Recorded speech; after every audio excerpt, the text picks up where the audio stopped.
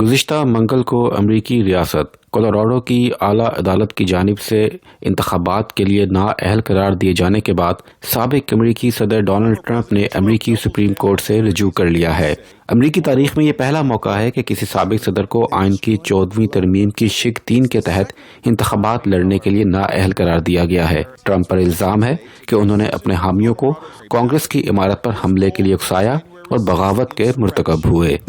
تاریخ کے بدترین سیاسی بحران سے گزر رہا ہے۔ اس وقت کولوراڈو کی سپریم کورٹ نے فیصلہ کیا ہے، وہ صرف اس وقت کولوراڈو ہی نہیں ہے، اب تقریباً 13 اسٹیٹیں جو ہیں وہ اس کو جوائن کر چکی ہیں کہ کس طریقے سے ڈونلڈ ٹرمپ صاحب کو بیلٹ سے، الیکشن سے روکا جا سکے۔ میں سمجھتا ہوں امریکہ جس کی 250 سال کی جمہوریت کی تاریخ موجود ہے، اگر یہاں پہ جمہوریت اتنی کمزور ہو رہی ہے تو دوسری دنیا میں کیا ہوگا؟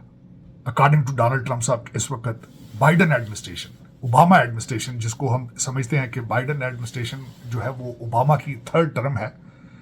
وہ کسی نہ کسی طریقے سے اپنے سیاسی اپوننٹ کو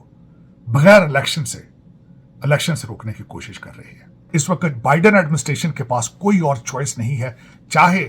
وہ فال آف کابل ہو،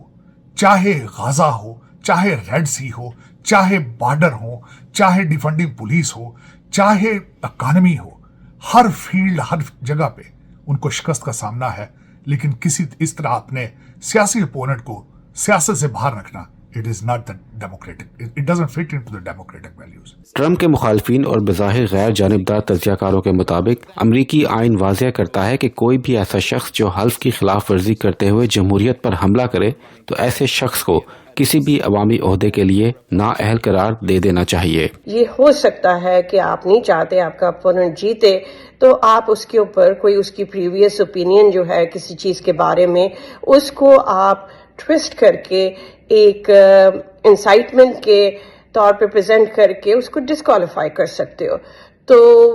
ہر وقت یہ کیسز ہی رہیں گے اور جو الیکشن کا پروسیس ہے وہ بڑا کمپلیکیٹڈ ہو جائے گا۔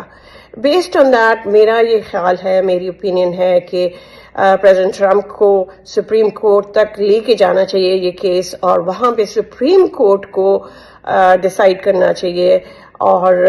ان کو یہ جتنے بھی لوپ ہولز ہیں ان کو ٹائی اپ کرنا چاہیے تاکہ یہ ایک نارمل روٹین نہ بن جائے جس میں آپ کسی کو نامینیٹ ہی نہ کر سکو، every 3rd person would be disqualified۔ So having said that، میں بہت اسٹرانگلی یہ بلیو کرتی ہوں کہ انسرکشن ہوئی تھی پریزیڈنٹ ٹرمپ کے انسائٹنگ پر، لیکن میں یہ بھی بلیو کرتی ہوں کہ for the sanctity and the process of elections in US ہمیں تھوڑا سا سوچ کے یہ سب معاملہ آگے لے کے جانا چاہیے۔ امریکہ میں 6 جنوری 2021 کا دن امریکی تاریخ میں سیاہ ترین دن کے طور پر دیکھا جاتا ہے، جب سابق صدر ڈونلڈ ٹرمپ نے صدارتی انتخابات کے نتائج کو تسلیم کرنے سے انکار کر دیا تھا۔ ڈونلڈ ٹرمپ نے واشنگٹن میں خطاب کرتے ہوئے اپنے ہزاروں حامیوں سے کہا کہ وہ کیپٹل ہل کی عمارت کی طرف مارچ کریں، جہاں پر امریکی کانگریس دھاندلی زدہ انتخابی نتائج کو منظور کرنے جا رہی ہے۔ ٹرمپ کی تقریر کے الفاظ تھے کہ ہم لڑیں گے اور اگر ہم نہیں لڑے تو ملک باقی نہیں بچے گا، جس کے بعد ٹرمپ کے ہزاروں حامیوں نے امریکی کانگریس پر حملہ کر دیا تھا، جس کے نتیجے میں کئی افراد ہلاک، سینکڑوں زخمی ہو گئے تھے۔ ٹرمپ کے حامیوں نے خوب توڑ پھوڑ کی، جبکہ کانگریس اراکین کو سیکیورٹی اہلکاروں نے خفیہ راستوں سے باہر نکالا۔ ٹرمپ کی نااہلی کا معاملہ اب سپریم کورٹ کے پلڑے میں ہے، جہاں ریپبلکن پارٹی کے نامزد کردہ ججز کی تعداد زیادہ ہے، اور یہی ڈونلڈ ٹرمپ کی صدارتی انتخاب لڑنے کی آخری امید ہے۔ جہاں زیب علی، واشنگٹن۔